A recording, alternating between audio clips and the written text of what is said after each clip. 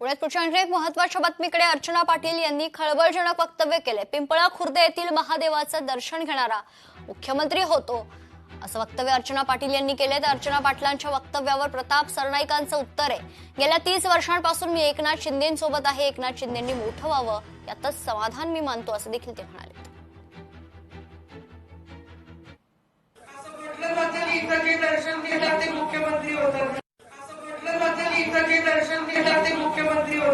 नाही, मी बघा धाराशिव जिल्ह्याचा पालकमंत्री झालो म्हणजे मी मुख्यमंत्री आणि मी आयुष्यामध्ये समाधान व्यक्त करतो।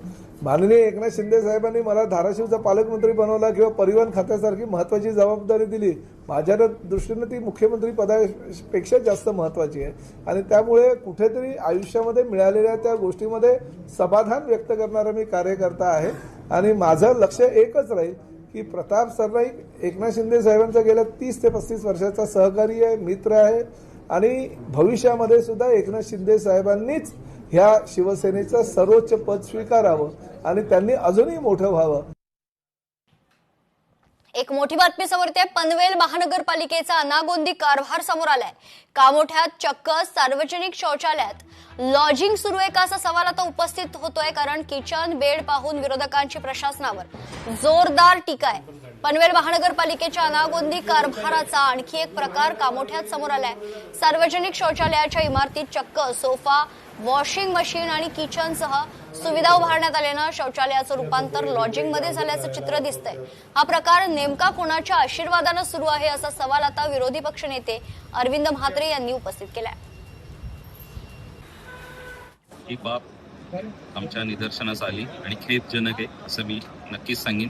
मीही त्या तिथे जाऊन व्हिजिट करणार आहे आणि अशा या गंभीर बाबी म्हणजे महिला भगिनीच्या सुरक्षेच्या दृष्टीने अतिशय गंभीर बाब आहे। संबंधित जे काही अधिकारी प्रभागाचे अधिकारी असतील त्यांच्यावर मी निश्चितच कडक कारवाईचे निर्देश सन्माननीय आयुक्त साहेबांना देणार आहे। अत्यंत चुकीचं आहे, त्यामुळे जे प्रभागातील अधिकारी असतील, खालच्या प्रभाग स्तरावरचे अधिकारी असतील, जे हेतू परस्पर या गोष्टींकडे दुर्लक्ष करत असतील तर त्यांनी आता प्रशासकीय मानसिकतेमधनं बाहेर यावं।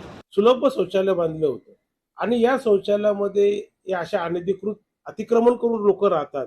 मग आमचा अतिक्रमण विभाग गेला कुठेशी?